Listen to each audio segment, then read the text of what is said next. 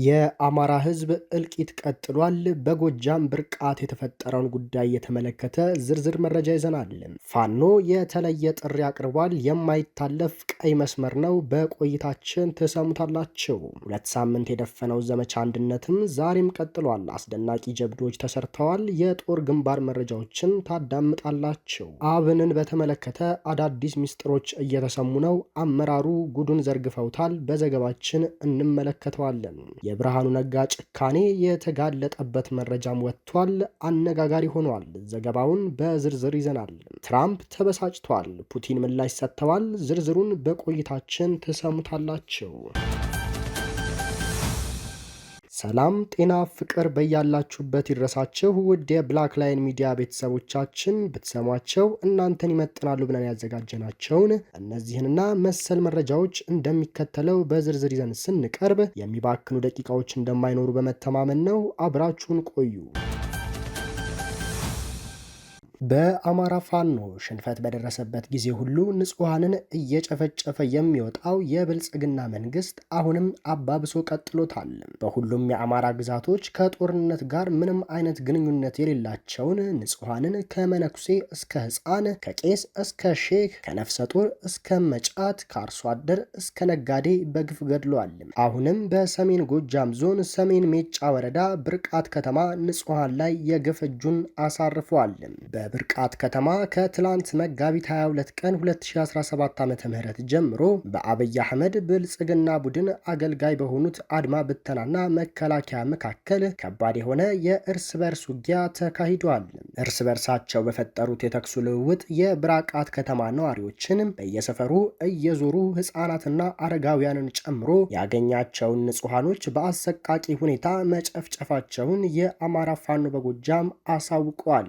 ከማቾቹ መካከል የፍጣ ሚካኤል ቤተክርስቲያን አስተዳዳሪ ጨምሮ ከወፍጮ ሲመለሱ የነበሩ እናቶችን እንዲሁም ቤት ለቤት እየዞሩ በር እየገነጠሉ ጭምር በመግባት ንጹሃኖችን ያለ ርህራሄ በአሰቃቂ ሁኔታ ገድለዋቸዋል ነው ያለው። አስከሬናቸው ያልተነሱ ንጹሃን እንዳሉ ሆኖ ይህ መረጃ እስከተጠናከረበት ጊዜ ድረስ የ46 ሟቾች ማንነት ተለይቷል። ከነዚህም ውስጥ የ71 ዓመት አዛውንት፣ የ10 ዓመት ህፃን፣ የ12 ዓመት ታዳጊ፣ የ40 ዓመት ጎልማሳ ወንድማማቾች፣ ባልና ሚስት፣ አባትና ልጅ፣ እናትና ልጅ፣ ካህናትና ዲያቆናት ይገኙበታል ብሏል። የአማራ ፋኖ በጎጃም ባሰራጨው መረጃ በቀጠናው ባለፉት የትግል ጊዜያት አንድም ጊዜ ፋኖን በውጊያ ማሸነፍ የተሳነው ይህ ስርዓት ንጹሃን ላይ ምላጭ በመሳብ ጭካኔውን አሳይቷል። ብራቃት ከአንድ ዓመት በፊት በመቶዎች የሚቆጠሩ የአብነት ተማሪዎች ፋኖን ትደግፋላችሁ፣ ጥይት የማያስመታ መድኃኒት ትሰጣላችሁ በሚል በጅምላ መግደሉ አይዘነጋም። ጠቅላይ ሚኒስትር አብይ አህመድ በመሩት ስብሰባው ድርጊቱን መፈጸሙን በብፁዕ አቡነ አብርሃም በኩል እንደቀረበም ይታወሳል። በመራዊ በተመሳሳይ ከ300 በላይ ንጹሃን በአንድ ቀን የተገደሉበት ቀጠና ነው።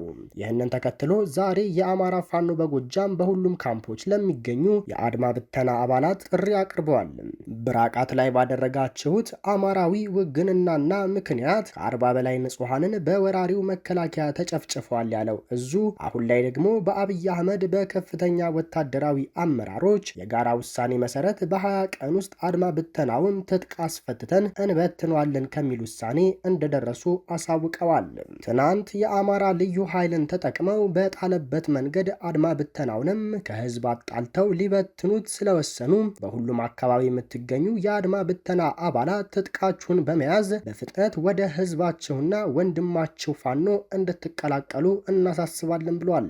የአድማ ብተና አባላት ቤተሰብ የሆነ አማራ ሁሉ እየደወለ እንዲመክርም ጥሪ አቅርበዋል። የብልጽግናው አገዛዝ ዙፋን ለመጠበቅ የሚንቀሳቀሰው ኃይል በደሴ ከተማም ንጹሃንን መግደሉ ተሰምቷል። በሳሙኤል ሞላልኝ አስተዳደር ፋኖን ይደግፋሉ የሚል ታርጋ ተሰጥቶ አገር ግዛት በሚባለው የከተማው አካባቢ የሚኖሩ 2 ንጹሃንን ከቤታቸው አስወጥተው መግደላቸው ታውቋል። የአማራ ህዝብ ነገረ ጉዳይ ይገባቸዋል የሚባሉና ህዝብ የሚቀበላቸው የከተማዋ ነዋሪዎች በየዕለቱ የታፈኑ እንደሚሰወሩ መረጃዎች ይጠቁማሉ።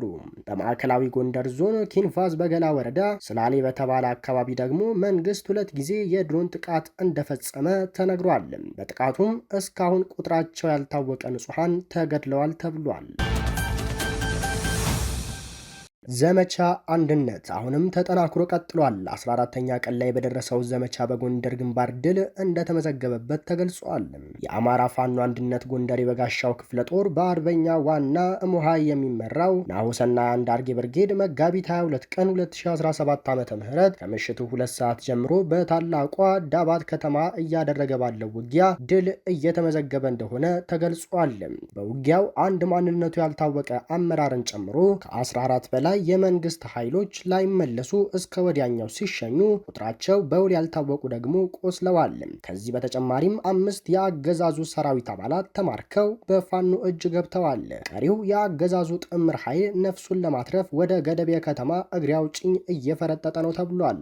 ጀግኖቹ የዳባትን የይስሙላ ፍርድ ቤት ማለትም ንጹሃን የፋኖ ቤተሰብ የተበደሉና የተገፉ ሰዎች ዳግመኛ በአገዛዙ ሰዎች የሚቀጡበትን የስርዓቱ አገልጋዮች ደግሞ ምንም ያህል ከባድ ወንጀል ቢሰሩም በነፃ የሚለቀቁበት ፍርድ ቤት በእሳት ወደ አመድነት መቀየሩን የአማራ ፋኖ አንድነት በጎንደር የጎንደር የበጋሻው ክፍለ ጦር ህዝብ ግንኙነት ኃላፊ ፋኖ ታድሎ ካሴ ገልጿል።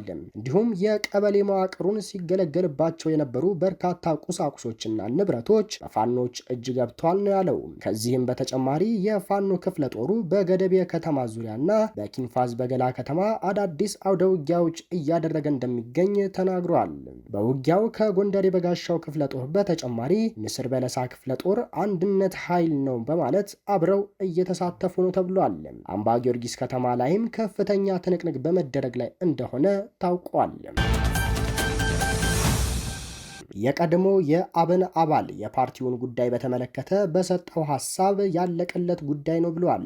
አብን ስለተሰኘው የቀድሞ ድርጅታችን ምንም አይነት ጥያቄ ባትጠይቁኝና ምላሽ ባልሰጥ ደስ ይለኝ ነበር በማለት የጀመረው የቀድሞው የአብን ማዕከላዊ ኮሚቴ አባሉ ዘሪሁን ገሰሰ የአማራ ብሔራዊ ንቅናቄ አብን በወርሃ ሰኔ 2010 ዓመተ ምህረት ከተመሰረተና የቅድመ እውቅና ሰርተፍኬት ከተሰጠው ወዲህ በተሻሻለው የቦርዱ አዋጅ መሰረት አንድም ህጋዊ ጉባኤ አድርጎ የማያውቅ ድርጅት በመሆኑ ከፖለቲካ ተጽዕኖ ባልተላቀቀው ምርጫ ቦርድ ይሁንታ ስሙ እስከዛሬ ቆየ እንጂ ቴክኒካልና ከህግ አንጻር ከተሰረዘ 2 ዓመት ያለፈው ድርጅት ነው ብሏል። ጠቅላላ ጉባኤ የመጥራት ኃላፊነትና ስልጣን ያለው ፓርቲው ሲመሰረት በደንብና በመመሪያ መሰረት የተቋቋመው 45 ቋሚና 7 ተለዋጭ አባላት ያሉት የብሔራዊ ምክር ቤት ብቻና ብቻ ነው።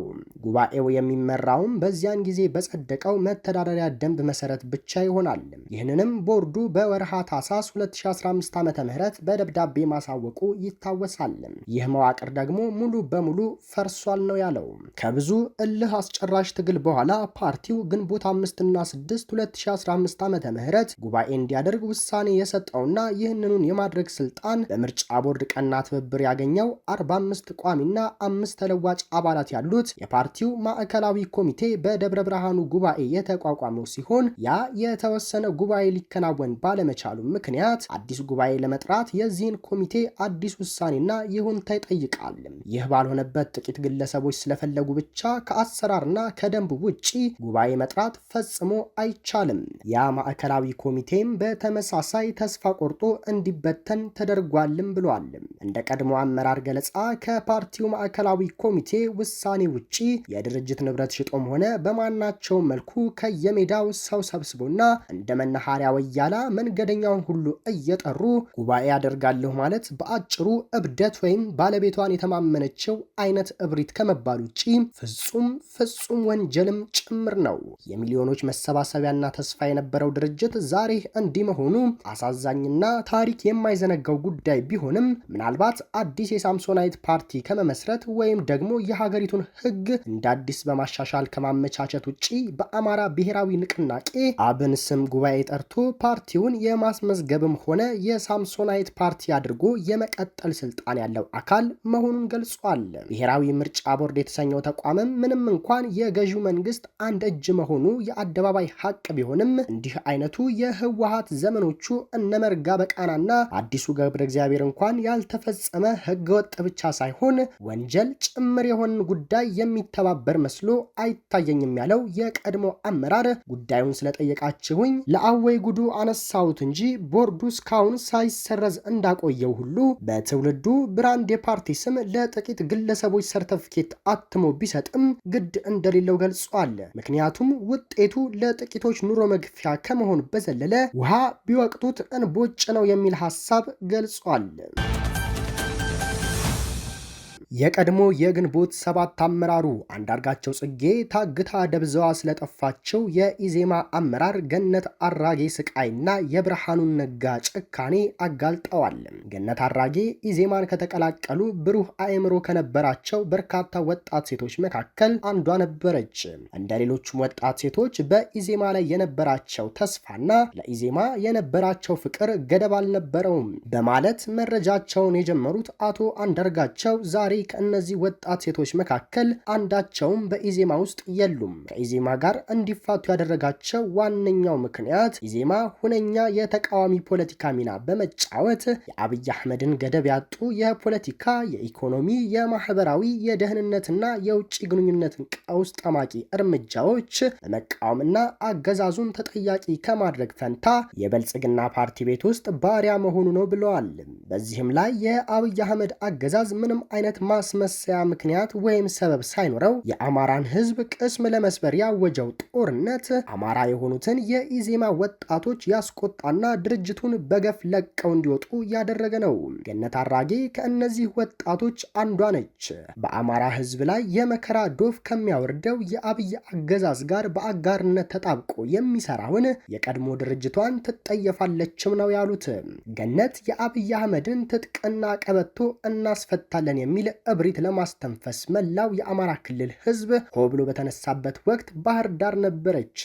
በዛ ወቅት በደርግ ዘመን ይደረግ እንደነበረው የቀይ ሽብር እርምጃ የአብይ አህመድ ጭራቅ ወታደሮች የባህር ዳር ወጣቶችን በሌሊት ከየቤታቸው እየጎተቱ እያወጡ በደጃፋቸውና በወላጆቻቸው ፊት በጭካኔ ሲረሽኑ በአይኗ አይታለች ብለዋል።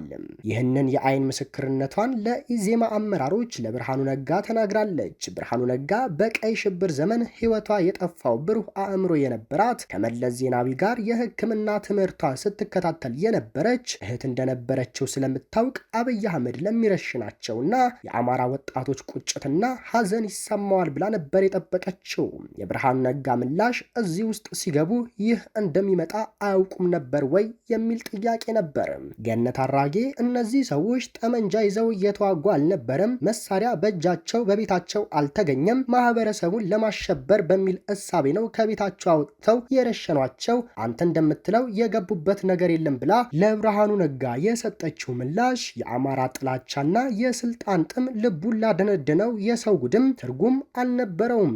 ገነት አራጌን ጨምሮ ዶክተር ጫኔ ከበደና ሌሎችም በገፍ የታሰሩ የቀድሞ የኢዜማ አባላት ሌላ ምንም ወንጀል የለባቸውም። የታሰሩትና የሚታሰሩት አማራ በመሆናቸው ብቻ ነው። በአማራ ላይ ያነጣጠረን የብርሃኑ ነጋና የአብይ አህመድን እርኩስ ጋብቻ ስለተቃወሙ ብቻ ነው። እነዚህ የቀድሞ የኢዜማ አባላት እየታሰሩ ያለውም በዶክተር ጫኔ እስራት ወቅት ኢዜማ ካወጣው መግለጫ በመነሳት በኢዜማ ጠቋሚነትና ተባባሪነት ነው ብል እያጋነንኩ አይደለም ይላሉ አቶ አንዳርጋቸው። በጅምላ በድሮንና በከባድ መሳሪያ ከሚጨፈጭፍ፣ ዜጎችን በጅምላ ከሚያስር፣ ፍትህን መቀለጃ ካደረገ፣ ሀገርንም ከመቼውም ዘመን በላይ ከሚዘርፍ ጨካኝ አገዛዝ ጋር ተባብሮ የሚሰራ ኢዜማ ከአብይ እኩል ተጠያቂ የማይሆንበት ምንም ምክንያት አይኖርም ነው ያሉት። ገነት አራጌ በታጣቂዎች ከቤቷ ከተወሰደች 45 ቀናት አልፏታል። ቤተሰቦቿ በህይወት ትኑር አትኑር የሚያውቁት ነገር የለም። በከተማ ውስጥ በሚገኙ እስር ቤቶችና ማጎሪያዎች ተዘዋውረው ሊያገኟት አልቻሉም። ከዚህ ቀደም ታስራ በነበረበት ወቅት ከባድ ድብደባ ተፈጽሞባት ነበር። አካላዊ ቁመናዋ የአብይ አህመድ ባለጌ አፋኞች ጡንቻና እርግጫ መቋቋም የሚችል አይደለም። ምን አድርገዋት ይሆን? ወላጆቿን ብቻ ሳይሆን የምናውቃትን ሁሉ የሚያሳስብ ነው ብለዋል።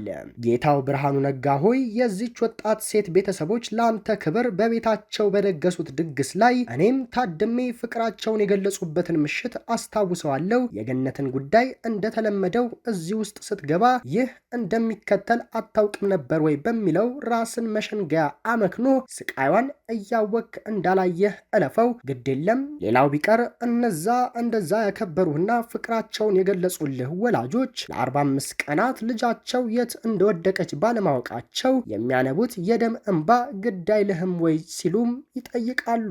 ጌታው ብርሃኑ ሁሉ ነገር ይቅር፣ ሰው እንዴት ያለ ማስረጃ ይታሰራል የሚል ጥያቄውም ይቅር፣ ሰው እንዴት ፍርድ ቤት ሳይቀርብ 48 ሰዓት፣ 1 ሳምንትና 14 ቀን ያልፋሉ የሚለው የቅንጦት ጥያቄ ይቅር፣ ገነት ታስራ ሰቆቃ ለምን ይፈጸምባታል የሚል ቁጭትም ይቅር። ሆኖም ግን ለእነዛ እንግዳ ተቀባይና አክባሪ ወላጆቿ ስትል ጌታህን አብይ ወይም አሽከሮቹን ጠይቀህ ልጃችሁ እዚህ ነው ያለችው የምትል ትንሽ መልእክት ማስተላለፍ እስኪያስቸግርህ ድረስ ነው ወይ? ስብዕና ተንጠፍጥፎ ያለቀው ምን አይነት ክፉ ዘመን መጣ? በማለትም ጥያቄያቸውን ይቀጥላሉ።